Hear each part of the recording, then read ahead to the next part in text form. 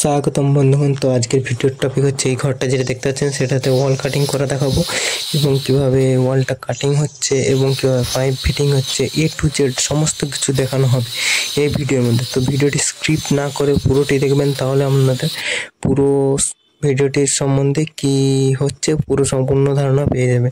তো শুরু করতে আজকের video. Let's start this video.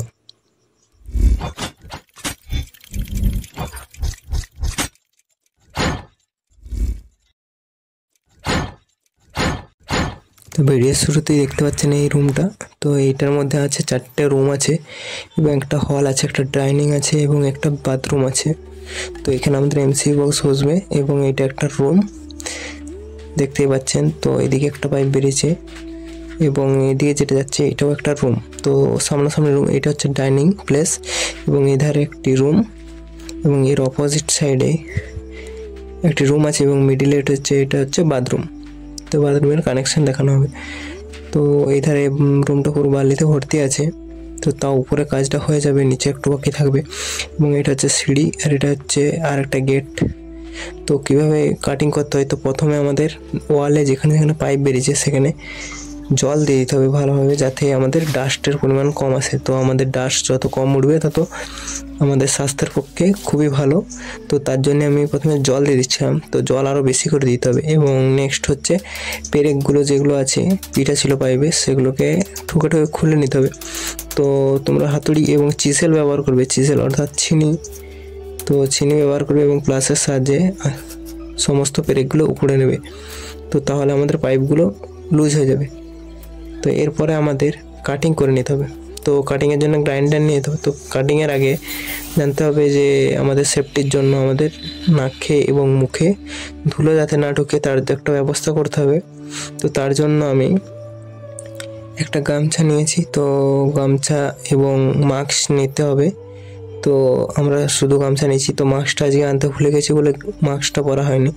তো পুরো মাথাটা বেঁধে নেবে যাতে আমাদের চুলের মধ্যে কোনো ডাস্ট না থাকে এবং চুলে কোনো ড্যামেজ না হয়। তো যদি চুলের মধ্যে সমস্ত ডাস্ট এসে বসে তো তাহলে আমাদের মাথাটা একটু ভারী হয় এবং চুলের প্রবলেম হয়। তো এবং মাস্ক পরে গামছাটা ভালোভাবে নাকের মধ্যে জড়িয়ে নেবে, তো যাতে আমাদের নাকের মধ্যেও কিছু ডাস্ট না জড়ে। তো যদি আমরা মাস্ক পরি তাহলে আমাদের সূক্ষ্ম ডাস্টগুলোও যায় না নাকের মধ্যে এবং এই গামছার মধ্যে কিছু ডাস্ট চলে যায় তাও। তো এরপরে আমাদের পরতে হবে হ্যান্ড গ্লাভস, যাতে না আমাদের কোনো জায়গায় হাতে ঝোড়াঝুড়ি বা কাটাকাটি না যায়, তার জন্য হ্যান্ড গ্লাভস পরতে হবে এবং চোখে কোনো বালি এবং পাথরের টুকরো যাতে না ঢোকে তার জন্য আমাদের জন্য চশমা পরতে হবে। তো আমাদের এটা গুগলস আছে, তো গুগলসটা পরে নেব।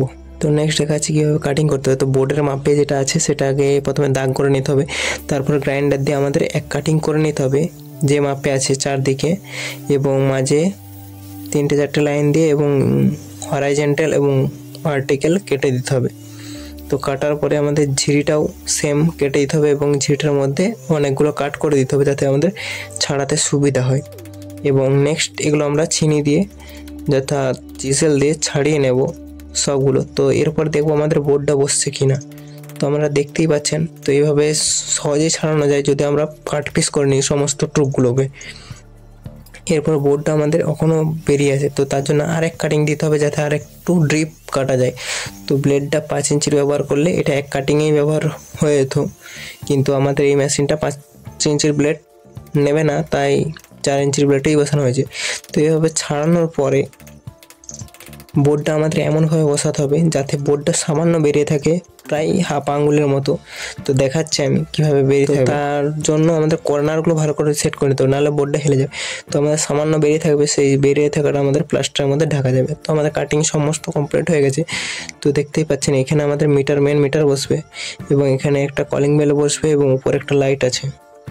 তো এই দিক থেকে কলিং বেল ভিতর দিকে চলে যাবে একবারে মেন বোর্ড, যেটা হচ্ছে আমাদের হলের সমস্ত সুইচ এখান থেকে কন্ট্রোল হবে। এখানে 18 মডেলের বক্স কাটানো আছে, বক্স কাটা আছে এবং উপরে দেখতে পাচ্ছেন এমসিবি এবং ওটা একটা জয়েন্ট বক্স যেখানে একটা লাইট দিলেও দিতে পারি আমি। তো এবং যেটা নিচ দিকে নেমেছে এটা কাটতে পারিনি কারণ নিচে অনেক লোহা ছিল, তাই নিচে এটাই যাবে আমাদের ইনভার্টারের কানেকশানের জন্য। তো এই রুমটা দেখতে পাচ্ছেন। তো এই রুমে আমাদের একটা 12 মডেলার বসিয়েছি এখানে এবং উপরে একটা জংশন এবং এধারে যেটা দেখতে পাচ্ছেন এটা এখানে একটা লাইট থাকবে এবং একটা জিরো বাল্ব থাকবে এবং উপরে 4টে সিলিং লাইট আছে এবং মেঝে ফ্যানের জন্য একটা ছোট্ট বক্স বসানো আছে। তো আর এইদিকে একটা সিম্পল লাইট বসানো থাকবে, তো তাই এটা ছোটো কাটা হয়েছে। এবং যেটা গেছে এই ধারে এটা হচ্ছে টিভির বক্সের জন্য এবং এইদিকে আমাদের বেড সুইচের জন্য গেছে। তো এটা আমরা উপর থেকে করা যায়, কিন্তু আমি এটা গ্রাউন্ড ফ্লোর উপরে নিচে দিকে ব্যবহার করেছি। তো এটা আমাদের দেখতে পাচ্ছেন ডাইনিং, এটা কিচেন এবং ডাইনিং দুরকমভাবে করা আছে। তো ওখানে কিচেন যদি করা হয় তাহলে এখানে মিক্সি এবং ইন্ডাকশান চালানোর জন্য বোর্ড করা আছে এবং এখানে একটা লাইট এবং একটা এক্সস্ট ফ্যানের ব্যবস্থা করা আছে। পরে কিচেন চিমনি লাগালো ওটাতে ব্যবহার হয়ে যাবে। তো এখানে আমাদের টিভি এবং ফ্রিজ এবং কন্ট্রোলের জন্য বোর্ড বসানো হয়েছে এবং একটা টিভি। তো এখানে দুটো সিলিং লাইট আছে, একটা ফ্যান আছে, আর কিছু নেই। তো এরপরে রুমে সব সেম ফাংশন আছে, শুধুমাত্র একটা রুমে বাদ দিয়ে। তো এই রুমে দেখাচ্ছি, এই রুমে আমাদের এখানে একটা 12 মডেলার বসেছি এবং উপরে জংশন এবং উপরে 4টে সিলিং লাইট আছে এবং ফ্যান আছে। আর এধারে যেটা দেখতে পাচ্ছেন এটা যাচ্ছে একটা ফুট লাইটের জন্য এবং ওইদিকে এটা হচ্ছে বেড সুইচ এবং এদিকেরটা হচ্ছে টিভির জন্য। এবং উপরে এখানে দুটো লাইট থাকবে, একটা জিরো এবং একটা রোল লাইট। এবং এটা হচ্ছে বাথরুমের এখানে গিজার থাকবে, তো গিজারের জন্য একটা বক্স করা হয়েছে এবং এদিকে এক্সস্ট ফ্যান থাকবে। এবং এদিকে দেখতে পাচ্ছেন দুটো এধার ওধার বোর্ড বেস করানো হবে। তো এখানে একটা যেটা ফটো দেখতে পাচ্ছেন ওখানে মেন লাইট বসবে বাথরুম ঘরের। তো এই লাইটটা দুদিক থেকে অপারেট হবে, ভিতরের থেকে এবং বাইরের দিক থেকে। তো এটার অপোজিট সাইডে দেখাচ্ছি, এদিকেও একটা 6 মডুলার বক্স বসবে এবং এদিকে একটা ল্যাম্প বসানো হবে বা রুল লাইট বসানো হবে বাইরের জন্য। এবং ওই দিক থেকে ফুটো করে বাথরুমের অপর প্রান্তে লাইটটা বসানো হবে তো এই লাইটের জন্য।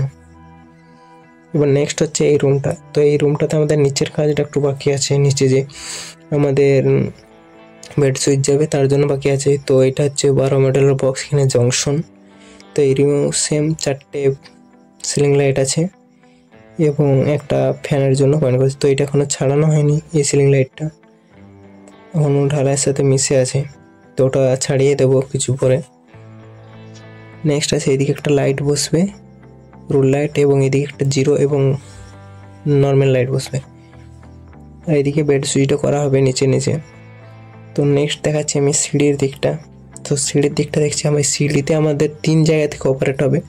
তো তার আগে দেখিয়ে দিই, এখানে একটা জংশন দেওয়া আছে এবং এখানে যে একটা বক্স বসবে, এখানে বাইরের লাইট বসবে এবং এখানে হচ্ছে সিঁড়ির 3 ওয়ে সুইচ থাকবে, যেটা হচ্ছে আমাদের ইন্টারমিডিয়েট সুইচ ব্যবহার করব।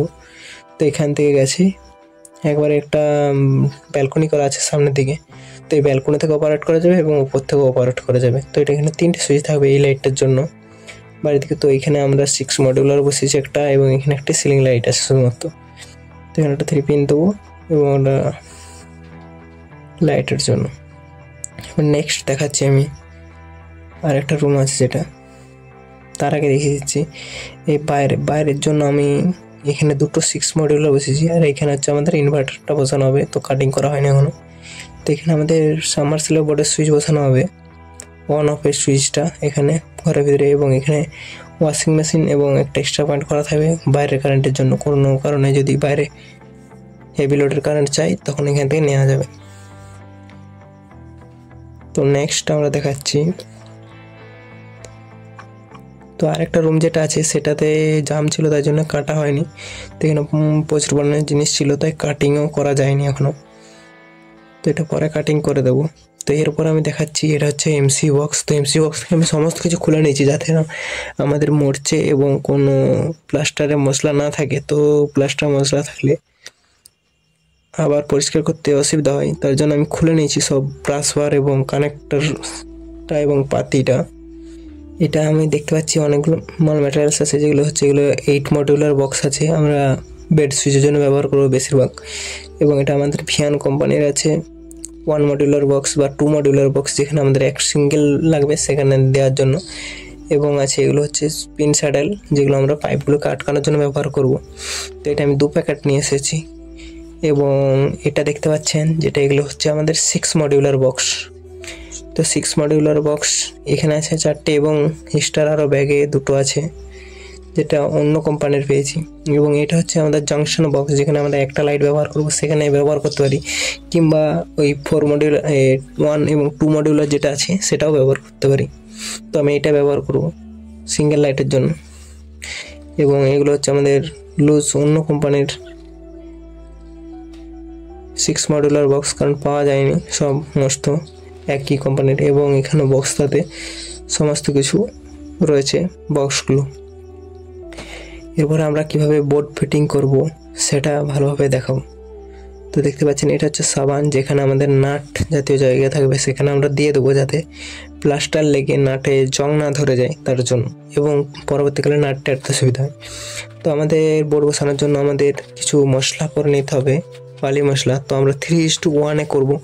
তো 3:1 বা 3:1 সমান হচ্ছে 3 বালি নিলাম এবং 1 জামাটি সিমেন্ট নিলাম। তো এটাই হচ্ছে 3:1 অনুপাতে করব, যাতে একটু মশলাটা ভালো হয়। তো এরপর আমরা চারদিকে কোদাল দিয়ে মাখিয়ে নেবো ভালোভাবে। মাখিয়ে নেওয়ার পরে আমি ঝুড়োই রাখবো, জল দেবো না, কারণ যদি আমাদের প্রয়োজন না পড়ে তো পরবর্তীকালে ইউজ করার জন্য। তো আমাদের মিক্স হয়ে গেছে। এরপর আমরা জামবাটি করে যতটা লাগবে ততটা করে ভিজিয়ে নেব। তো এরপর আমাদের এখানে বোর্ড ফিটিং করার জন্য পাইপটা প্রথমে লাগিয়ে দেবো তার জায়গায়। তো জল দিয়ে ভিজিয়ে নেব সমস্ত জায়গাটা, এবং পাইপ যেখানে লাগবে সেখানে লাগিয়ে দেবো প্রথমে উপর দিকে যতটা যাচ্ছে, এবং সেই মাপ করে আমি কেটে নেব। তো আড়ি দিয়ে আমরা কেটে নেব, এবং পিন স্যাডেল যেগুলো আছে সেগুলো দিয়ে আমি আটকিয়ে নেব ভালোভাবে। তো দেখতে পাচ্ছেন কাটা হচ্ছে।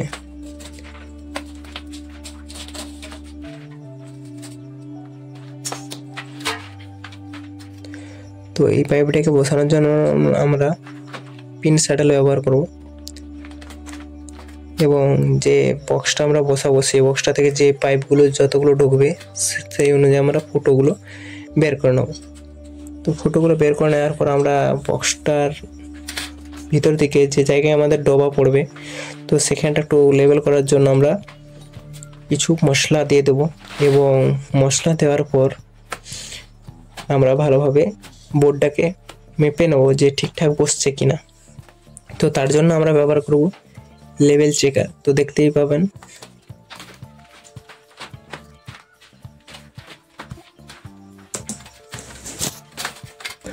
তো বোর্ডটাকে আমরা ভালোভাবে বসিয়ে নেব, এবং পিছনের ব্রেক দিয়েও আটকানো যেতে পারে। তো আমি ব্রেক ব্যবহার করব না, তার জন্য মশলা দিয়ে জাম করে দেবো চারদিকে, এবং পাইপগুলো পিন স্যাডেল দিয়ে দেবো। তো দেখতে থাকুন ভিডিওটি। তো এইটা হচ্ছে আমাদের লেভেল চেক। তো লেভেল কীভাবে চেক করতে হয় সেই সম্বন্ধে যদি ভিডিও চাই যে এই মেশিনটি কীভাবে ব্যবহার করা হয়, তার জন্য আপনারা কমেন্ট করবেন, আমি একটা সেপারেটলি ভিডিও বানিয়ে দেবো এই লেভেল চেকের উপর। তো এই লেভেল চেক দিয়ে আমাদের এমসি বক্সটি সবসময় বসাতে হবে। তো এমসি বক্স যেটা আছে সেটা যদি আমরা লেভেল চেক দিয়ে না বসাই তাহলে আমাদের পরবর্তীকালে ফিনিশিংয়ের সময় ঠিকঠাক ফিনিশিং আসবে না। তো হয়তো বেঁকে যাবে বা কোনো কারণে ঢাকনাটা লাগানো যাবে না, তখন একটু প্রবলেম আসবে। কিন্তু যদি লেভেল চেক দিয়ে ভালোভাবে বসানো যায় তো আমাদের ফিনিশিং এবং সূক্ষ্মভাবে কাজটি হবে। তো দেখতেই পাচ্ছেন এই বোর্ডটাও আমি লেভেল চেক দিয়ে বসালাম। তো আপনারা পারলে লেভেল চেক দিয়েও বসাতে পারেন বা চোখের আন্দাজেও বসাতে পারেন, কিন্তু এমসি বক্স লেভেল চেক দিয়ে অবশ্যই বসাবেন। তো আমি এখানে একা ছিলাম তাই আমি লেভেল চেকটা ব্যবহার করেছি, না হলে আমি অন্যজনকে দেখতে বলতাম এবং সোজা করে বসিয়ে দিতাম।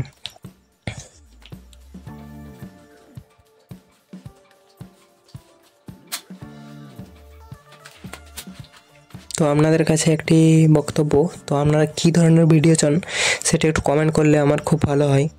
তো সেই সম্বন্ধে আমি ভিডিও বানাবো, এবং তোমাদের যেগুলো পছন্দ যেগুলো অপছন্দ সেগুলোও তোমরা কমেন্ট করবেন, তাহলে আমি তোমাদের পছন্দ অনুযায়ী ভিডিও বানাতে পারবো। তো দেখতেই পাচ্ছেন আমাদের বোর্ডটি ফিটিং হয়েছে, এবং যেটা পাইপ আমাদের নিচে দিকে দেবো সেই পাইপটা বেছানোর জন্য তো পাইপটা প্রথমে মেলে নেবো। তো পাইপটা রাউন্ডে থাকে তাই একটু অসুবিধা হয়, তো একজন ধরলে খুব ভালোই হতো। তো এরপর আমরা পিন স্যাডেল দিয়ে আটকে দেবো। তো এখানে আমাদের একটা ফুটলাইটের কাটা আছে, কিন্তু আমাদের বক্সটা শর্ট পড়েছিল, তো তাই আমি এই ঘরটাতে লাগাচ্ছি না। তো বক্সটা লিখেছিলাম কিন্তু এক পিস দিয়েছে আর বাকি দেয়নি, তো তাই আমরা এইটা এখন ফাঁকা রেখেছি। পরবর্তীকালে এই বক্সটা বসিয়ে দেবো, কিন্তু বক্সটা কাটা আছে। আর এখানে দেখতে পাচ্ছেন একটা টার্নিং নেওয়া হয়েছে পাইপটা। তো টার্নিং নেওয়ার সময় সর্বদা একটু রাউন্ডটা বেশি করে দিতে হবে।